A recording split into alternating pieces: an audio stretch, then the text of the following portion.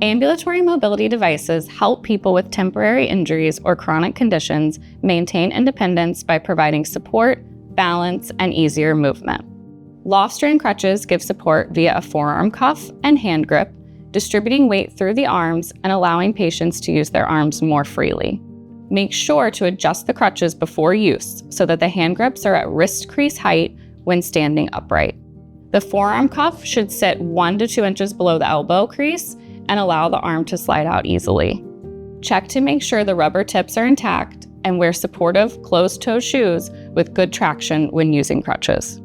Posterior rolling walkers are placed behind the user, supporting the body from the back to encourage an upright posture, better balance, and a more natural gait.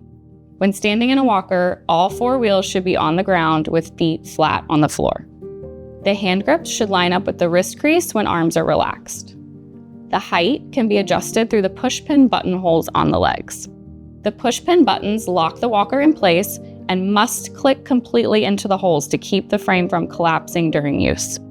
Always check that each pushpin is fully through the hole before walking. Lock wheel settings to limit movement to forward and backward, or unlock to turn 360 degrees. To navigate a curb or an unlevel surface, step up on the curb with the dominant leg first and lift the front wheels onto the curb, making sure both wheels are resting solidly. Raise the back wheels onto the curb, making sure both wheels are resting solidly before moving forward. A gait trainer provides support and stability for individuals learning or relearning to walk. When setting up a gait trainer, make sure all supports are snug but not restrictive, allowing 2 fingers to fit between all supports and straps.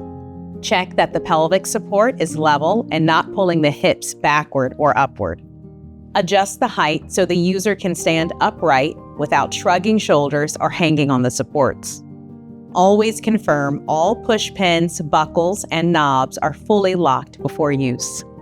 Use drag or resistance to control walking speed.